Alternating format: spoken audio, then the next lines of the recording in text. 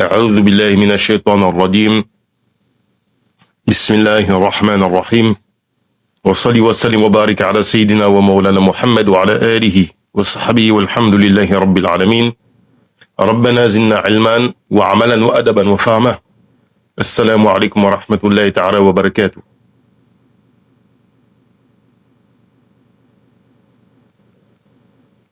الحمد لله ثم الحمد لله. Alors,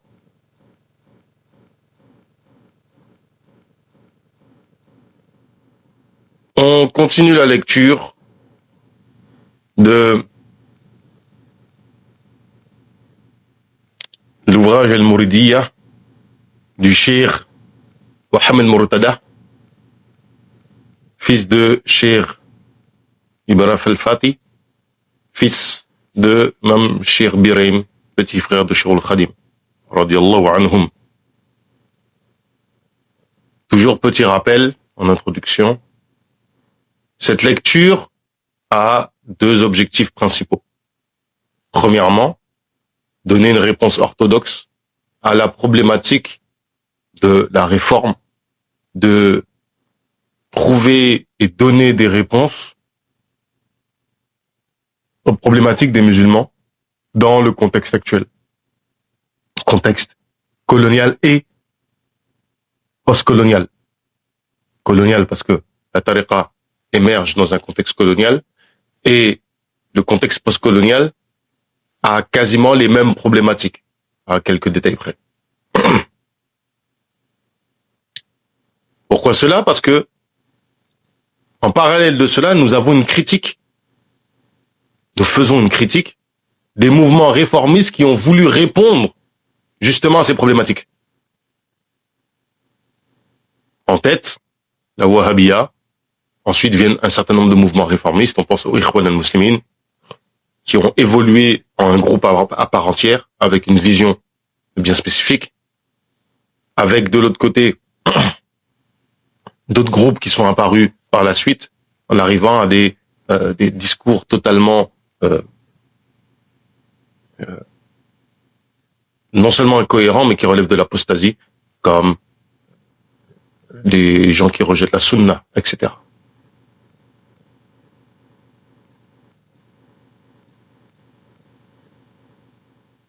La deuxième chose, c'est présenter l'orthodoxie mouride. Présenter l'orthodoxie mouride. Et montrer en quoi cette orthodoxie est totalement alignée, en phase, bâtie sur l'orthodoxie sunni.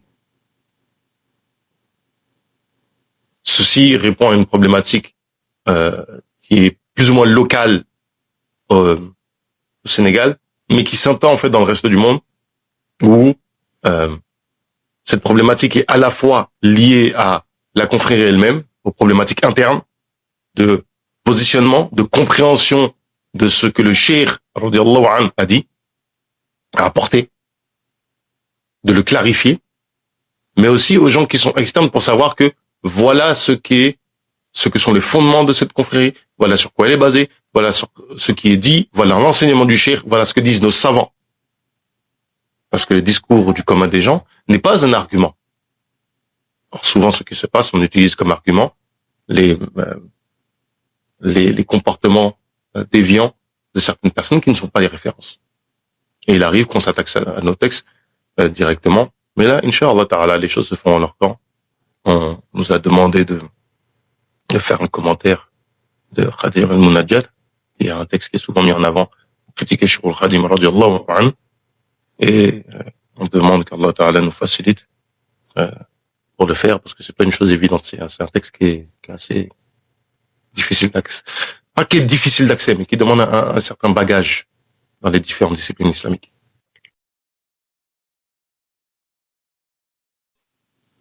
L'ouvrage, jusqu'à présent, nous a présenté le cheikh, les travaux du cheikh, notamment ses écrits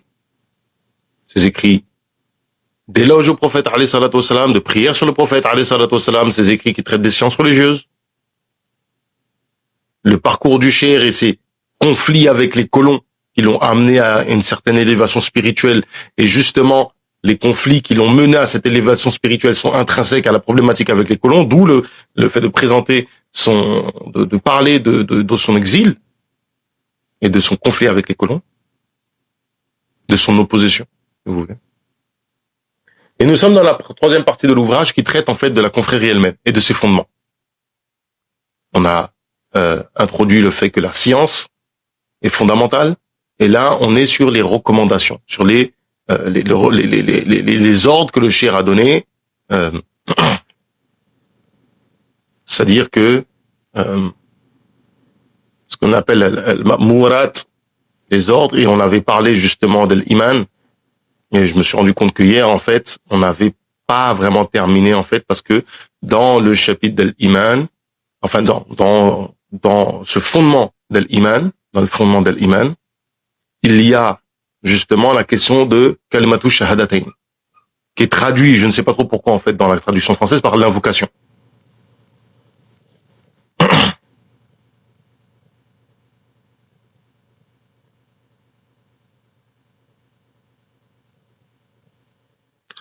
Le cheikh, radiallahu anhu, nous a expliqué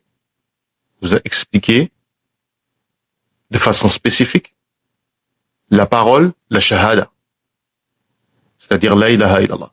Et c'est bien fait. Et le fait de l'utiliser comme zikr. Le cheikh nous dit, lafzu la ilaha illallah Muhammad arsalahu bil ilahi, Muhammadul arsalahu il ilahi, عظيم. واللفظ لا إله إلا الله محمد أرسله الإله صلى عليه بالسلام في الجميع صاحبه عن آله الله السميع أفضل ما نقه من يذكر وكل من أنكره فيخسر ومن أدام ذكره مستحضر فرابح ولا يلاقي كدر. Et ça, c'est dans Tazawud al-Sighar. Le lafz, la parole, la ilaha illallah. La parole, la ilaha illallah.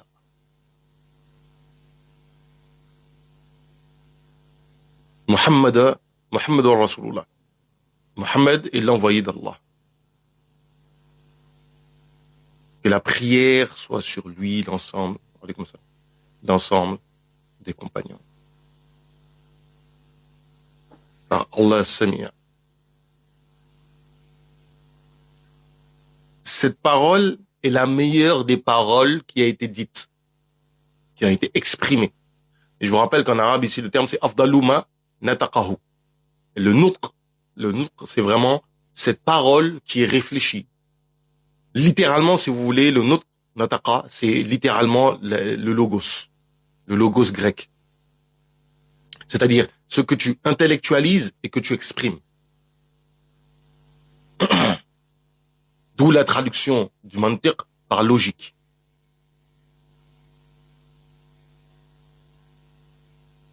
Quand on dit théologie, c'est le discours au sujet d'Allah, le discours intellectualisé au sujet d'Allah.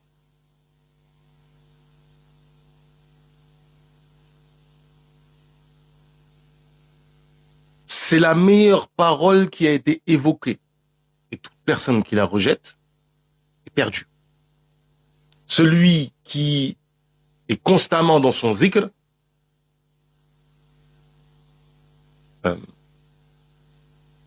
et qu'il a...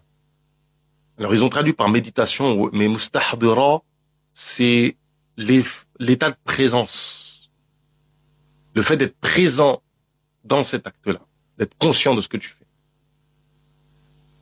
il en aura des bénéfices. Ça sera bénéfique. Il sera gagnant de cela. Et jamais il ne connaîtra de soucis ou autre. Alors, je ne vais pas me lancer dans une explication de ce passage de Tasawwuf Sirar. On invite les gens à s'inscrire au cours de Tasawwuf Sirar qui y a sur le site internet de Rutuba Taverny, où justement c'est des choses qu'on explique.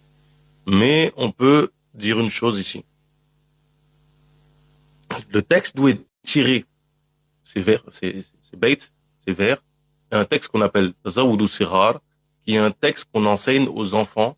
Donc c'est l'un des grands, je l'aime bien le présenter comme ça, l'un des grands secrets chez les mourides. C'est un des textes auxquels on initie nos enfants au sens islamique. Et lorsqu'on introduit justement le chapitre de l'islam commence avec ça. Il commence avec kalimatul shahadatain, explication de la parole shahada. C'est-à-dire que le cheikh, et ça c'est très intéressant, c'est que là ici on est sur le premier pilier de l'islam. Il ne va pas expliquer ce pilier de l'islam sous l'angle du fiqh. Ce qu'il devrait faire normalement, logiquement, selon l'ordre, si vous voulez, classique qu'il a suivi. C'est-à-dire Iman, Islam, Ihsan. Comme par exemple dans Ibn Ashir. C'est-à-dire Iman explique la Aqidah, Islam, il explique les 5 piliers de l'islam sur l'angle du fiqh. Ensuite, Ihsan, il explique l'introduction de Tasawwuf. Or là, il introduit le pilier de l'islam, la Shahada, sous l'angle que vous voyez ici, du dhikr, du fait que celui qui ne la dit pas est perdu. Donc effectivement, on peut aborder ça sous l'angle du fiqh. Mais après, il introduit ça, il parle de mustahdira, de azkar. On est sur du tasawwuf. Et du tasawwuf pratique, qui est à mi-chemin entre, on va dire, on va parler de tasawwuf adabi, de ces textes de tasawwuf qui traitent du tasawwuf sous l'angle pratique, sous l'angle des akhlaq, des bons comportements, de la correction, et un petit peu, on va dire, spirituel, philosophique. Amma dawamu dhikru fahuwa akbar. Donc ça, il dit dans un autre texte, Masal al-Jinan, Amma dawamu dhikri fahuwa akbar. Man kullu ma kana al-muridu yukthiru. قد قلت ذلك بلا استرار بلا إسرار ولا أبالي بذوي الإنكار وكل من سألني فلي جواب قبل لا تجادل أهل الكتاب وقلت من تراك ذكر الله لذكر غيري فغمر الله فكيف ينسى أو يغافل الورى ذكر الذي خلقهم وصورا وإنه بدايات الولاية وتركه نهاية الغواية جعلنا الله من الذين داوموا بفكرة عليه حين. Et ça, c'est les vers de Masal Kuljinan dans le chapitre du zikr. Le fait de persévérer dans le zikr, c'est la plus grande des choses. Akbar, c'est la plus grande des actions. Et ça fait, et en fait, c'est quasiment une paraphrase, en fait, du verset du Coran. Wa zikrullahu akbar. Et comme je dis, hier, on s'est un petit peu emporté à expliquer des vers. L'objectif, c'est pas d'expliquer ces vers-là. Il peut arriver qu'on décide de faire une explication comme ça d'un texte de Cheikh. Inch'Allah, peut-être que à la fin de la lecture de cet ouvrage-là, peut-être qu'on le fera, Inch'Allah. Ça sera intéressant, à mon avis, ça sera une continuité. Un texte qu'on ne le propose pas ailleurs, d'ailleurs. Je pense que ça serait pas maximum de faire.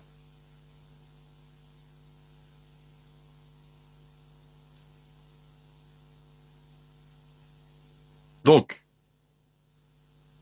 le fait de persévérer, d'être constamment dans le zikr, c'est la meilleure des choses. Ici, ils ont traduit par invocation.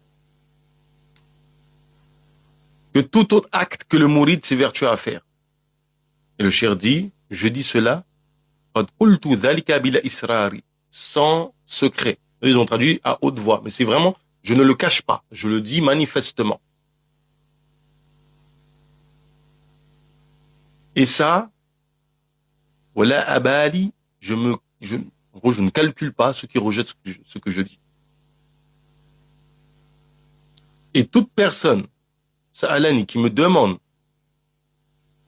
à ce sujet-là, pourquoi je me permets de dire ça, je lui réponds qu'il y a un verset qui dit, voilà, tujadilul ahlal kitab.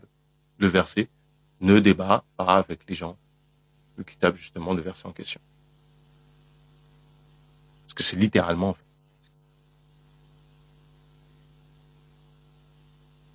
Quiconque renonce, délaisse, pas renonce, mais plutôt en arabe, c'est taraka.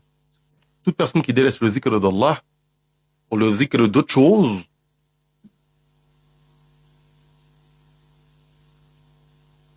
ils ont traduit par un stupide distrait. Quelqu'un qui est distrait. Comment quelqu'un peut oublier ou être rafil, négligent du créateur de toute chose? Et ça, c'est la discussion qu'on peut avoir avec les théistes. Ou avec toute personne qui dit, oui, vos religions, à quoi ça me sert? En fait, à partir du moment où tu es arrivé à l'idée qu'il y a un unique créateur, la chose la plus, et je parle pas de logique au sens de logique mathématique, la chose la plus sensée, c'est de te demander, mais comment puis-je honorer? C'est comme si tu dis, mon père, est-ce que je dois l'aimer? Oui, tu dois l'aimer.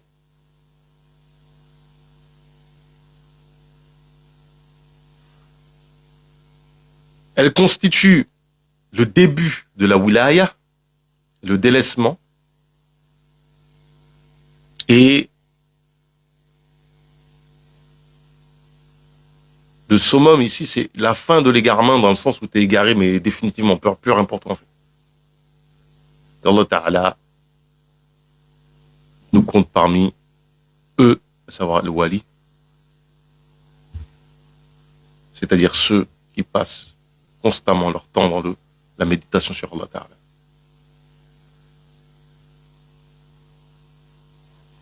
Bon,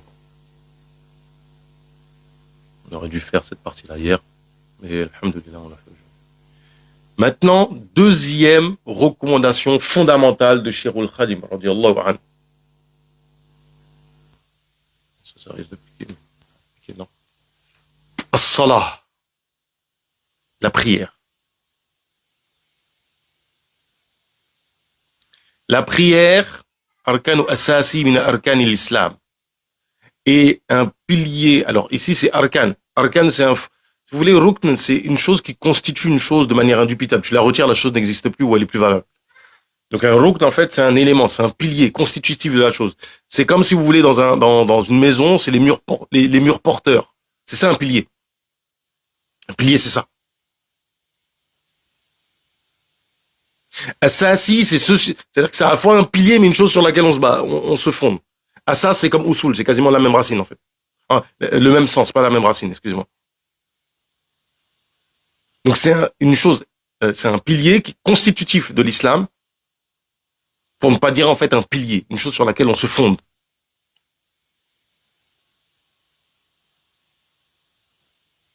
Celui qui observe un tel fondement est en train de construire la religion. Et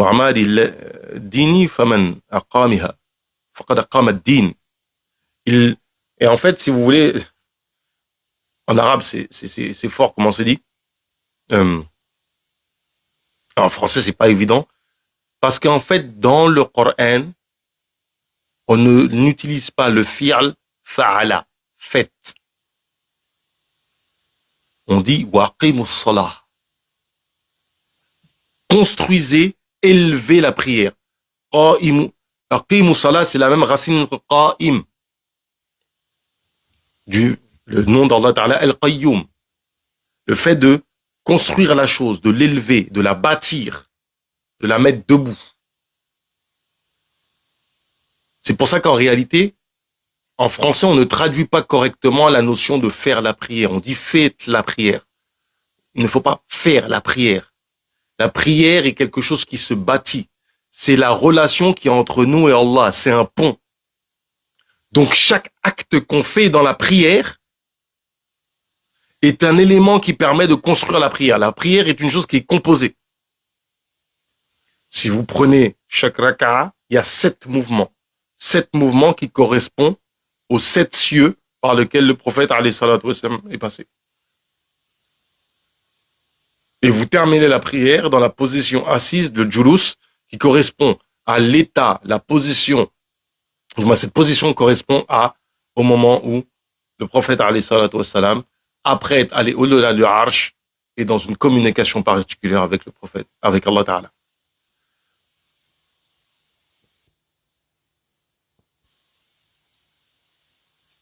التحيات لله زكيات لله طيبات وصلوات لله السلام عليك أيها النبي ورحمة الله تعالى وبركاته.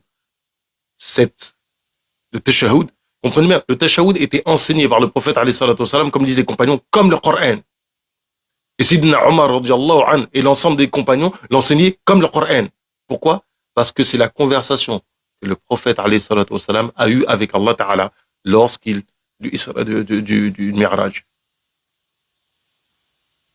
Donc en fait, quand le shir dit celui qui fait la prière construit sa religion, car effectivement, la prière telle qu'elle est pensée,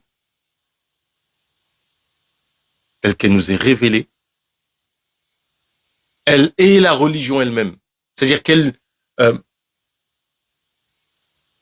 elle est la relation qu'on a avec Allah. Elle signifie aussi que du fait d'avoir cette relation avec Allah Ta'ala, toute notre vie doit être organisée en fait de cette relation avec Allah Ta'ala. Et du fait qu'on doit organiser toute notre vie avec cette relation avec Allah Ta'ala, on doit savoir qu'on doit respirer par lui, on doit vivre par lui, on doit faire notre commerce par lui, on doit faire nos échanges commerciaux par lui, on doit faire nos achats, nos ventes, la relation avec nos enfants, la relation avec nos femmes. Tout passe. Et la prière symbolise toute cette réalité. C'est pour ça que quand tu as bâti ta prière correctement, et c'est ça qui est dit dans le Coran, c'est lorsque tu as bâti ta prière correctement, la prière éloigne du fahsha et du munkar.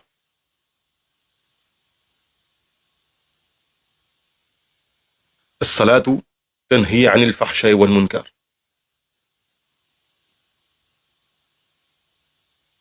Donc, il faut bien comprendre ça. C'est pour ça que le délaissement de la prière, et on ne parle pas de fiqh ici, et de kufr, dans le sens où tu t'es totalement détourné d'Allah Ta'ala. Entre nous et les kuffars, la différence c'est la prière. Pourquoi? Parce que nous avons établi notre relation avec Allah.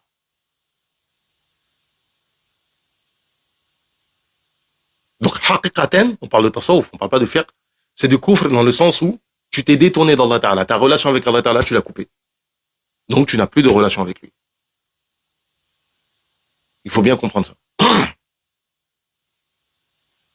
Et il faut faire la prière comme Allah Ta'ala te l'a ordonné. Tu ne vas pas te lever un matin et dire, bon, moi je suis en état de prière. Non, tu n'es pas en état de prière. Allah Ta'ala a dit la prière c'est comme ça, c'est pas comme ça.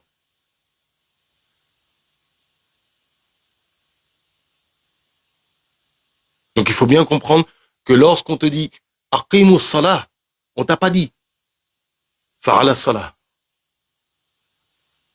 If'alu salah, on n'a pas dit ça. On t'a pas dit if'al salah, on t'a dit aqimu salah. Bâtis, construis cette prière. Construis ta relation, ton pont, ton lien entre toi et Allah Ta'ala. D'ailleurs, la prière est quelque chose de tellement sublime que certains awliya disent, je crains des fois quand je prie que ça devient un voile entre moi et Allah Ta'ala parce qu'en fait c'est tellement bon quand tu maîtrises, quand tu fais correctement ta prière. C'est simple. Demandez en fait aux gens qui se sont convertis ou même les gens qui ont fait tawbah, qui se prosternent pour la première fois ce qu'ils ont vécu. Ils vont dire des choses en fait, ils vont dire, c'est, voilà. Alhamdulillah. Alors que celui qui démolit entraîne la destruction de la religion. Celui qui Celui qui ne la fait pas détruit sa religion.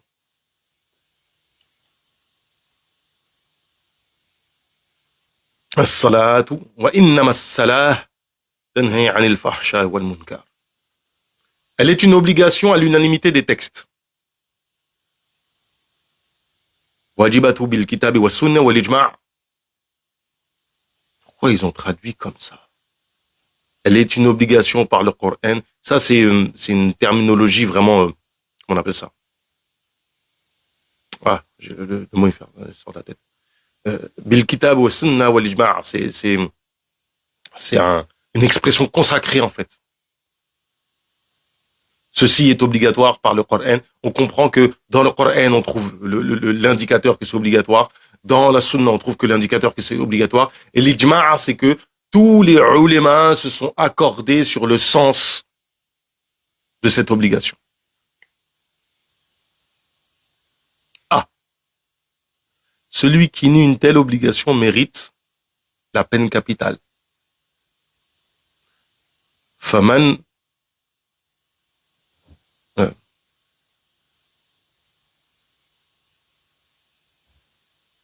فمنكر وجوبها يقتلون لأنه كافر.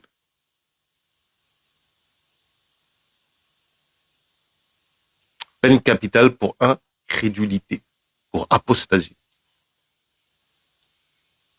Celui qui le reconnaît mais refuse de s'en acquitter, lui aussi mérite la peine capitale pour désobéissance. Donc ça, c'est du classique qu'on trouve dans les ouvrages de fiqh, etc. On va pas revenir dessus. Le cheikh dit au sujet des prières obligatoires. قد صح أن الصلوات الخمسة فريضة حكما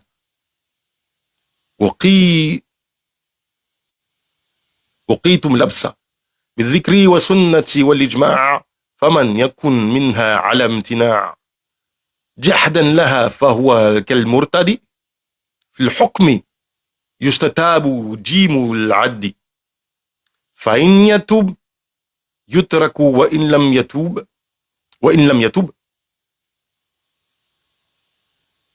نقتله بالسيف بالضرب الرقب ومن أقر بالوجوب وامتنع من فعلها ولا له عذر يقع فإنه مؤجر حتى يجي وقت الصلاة لقبول قد رجي ثم يؤمر إلى أن يبقى مقدار ركعة فقط لا سبقا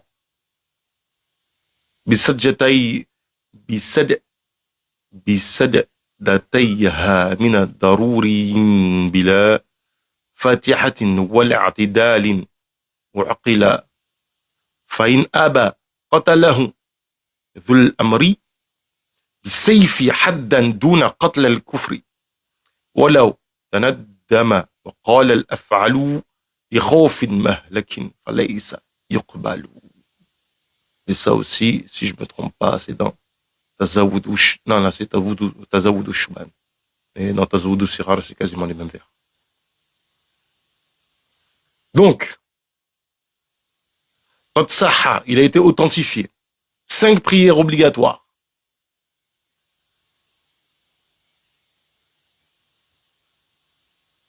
Et ceci, sans aucun doute. Bizikr, c'est-à-dire par le Coran, par le Coran, par la Sunna et par l'Ijma'.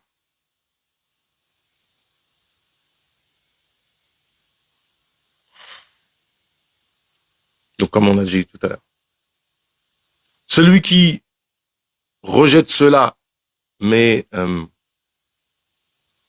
celui qui refuse de les faire, imtina, jahdan, c'est dans le sens qui renie l'obligation. Il est, alors ici, quel murtad, le kaf, il est zaïda. Le kaf, il est zaïda. Parce qu'en fait, il est murtad. C'est pas il est comme un murtad, il l'est. Et fil hukm Donc en fait, c'est par décret.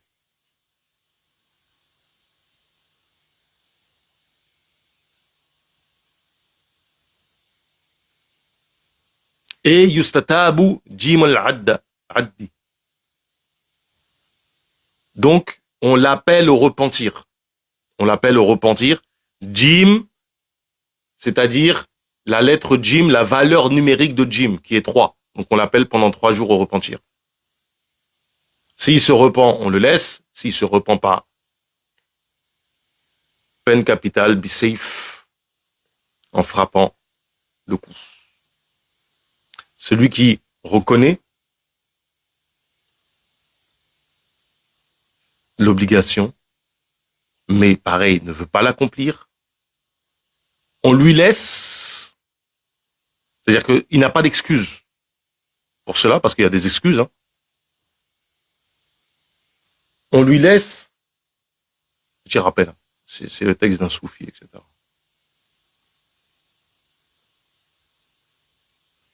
On lui laisse le temps de la prière.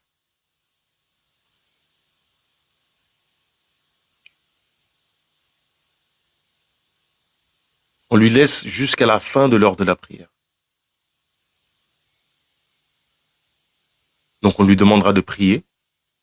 Et jusqu'au moment où il reste le temps de faire une raka'a. Écoutez bien.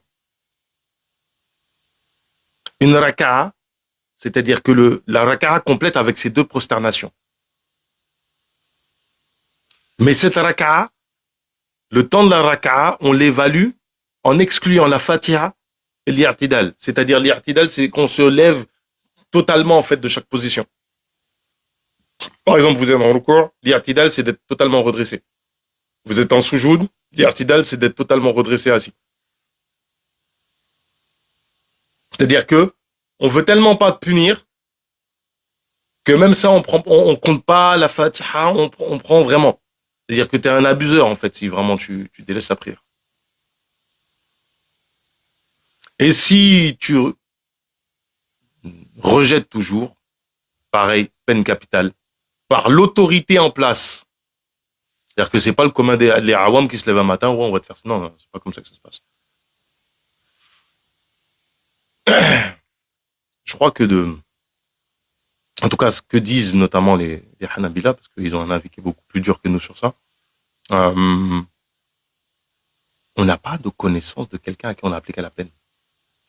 Parce qu'il suffit que la personne ait dit, bon, t'inquiète, je vais prier, je rentre chez moi.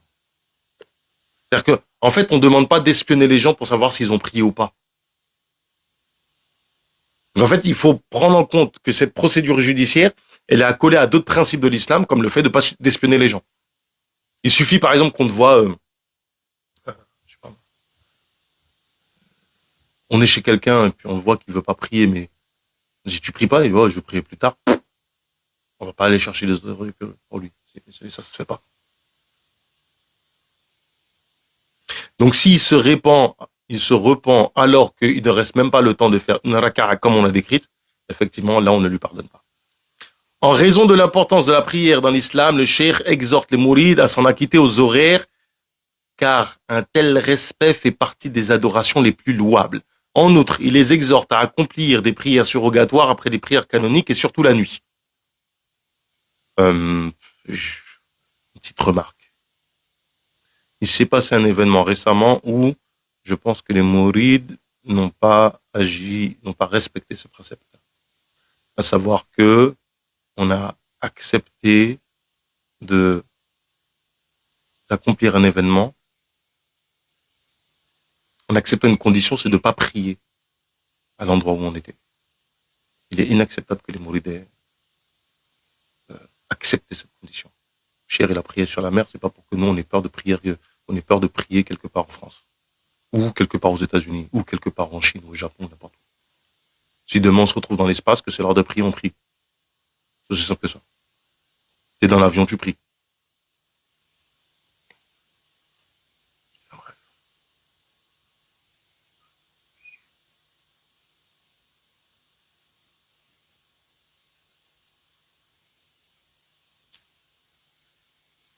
قال الشيخ رضي الله عنه واجتهدوا في صلاة الخمس takun lakum nuran kanuri shamsi wa aidan.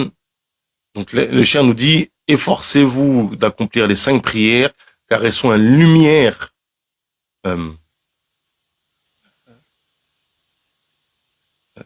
takun lakum nuran kanuri shamsi, comme la lumière du soleil.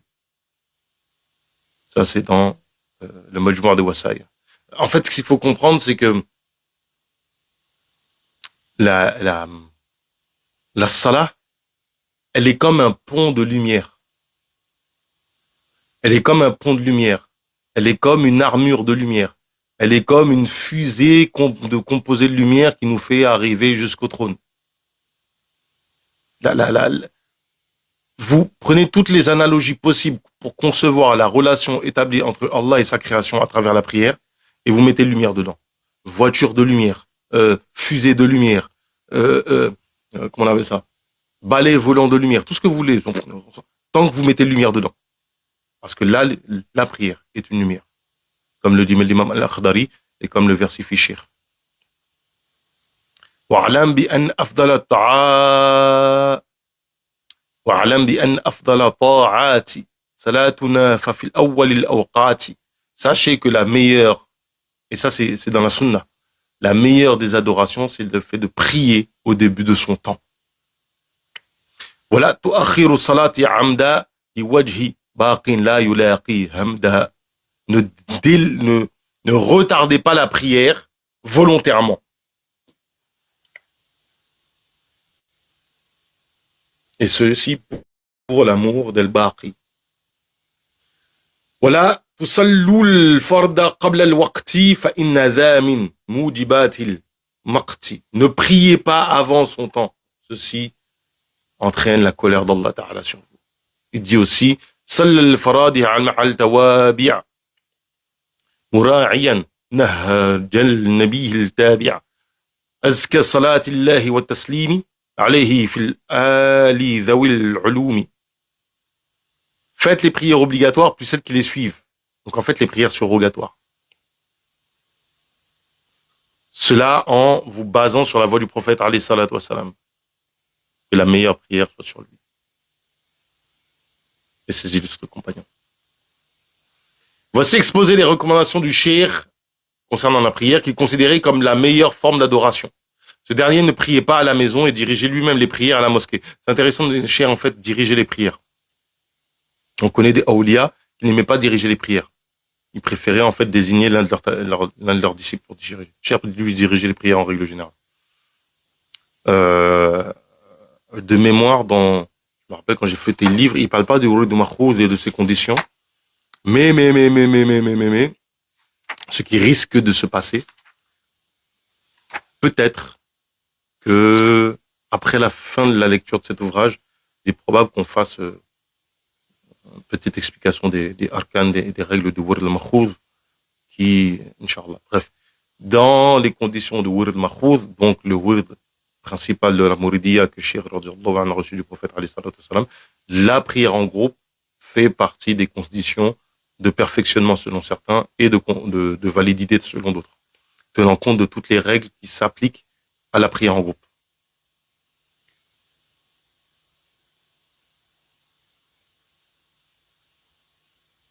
Ce dernier, donc, ne priait pas à la maison et dirigeait lui-même les prières à la mosquée.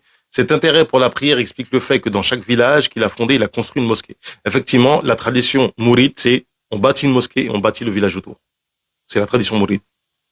Si demain, n'importe lequel d'entre nous a l'autorisation de bâtir un village, la première chose qu'il va devoir bâtir, c'est la mosquée. Ensuite, il bâtit le reste du village.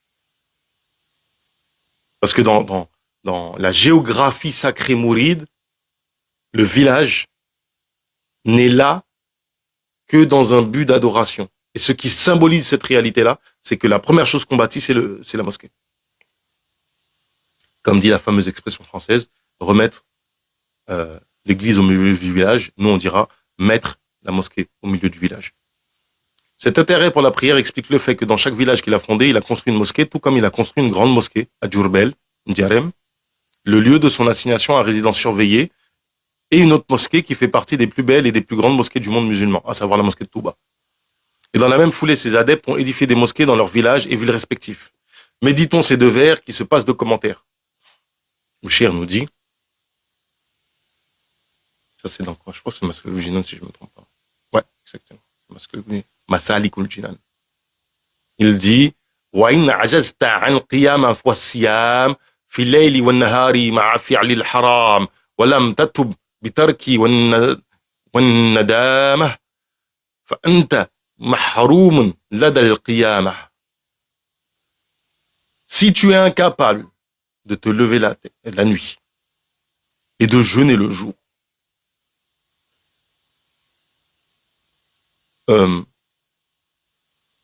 tout en faisant des péchés, c'est-à-dire que tu fais cela mais tu commets des péchés. C'est-à-dire que non seulement tu fais pas cela plutôt, tu es incapable de faire Qiyam Layl, tu es incapable de faire de jeûner de manière surrogatoire, et en plus tu fais des péchés et tu te repentis pas. Sans te repentir et de continuer dans cela. Sache que le jour de Yom Qiyamah, tu seras privé du paradis le jour de Yom Qiyamah.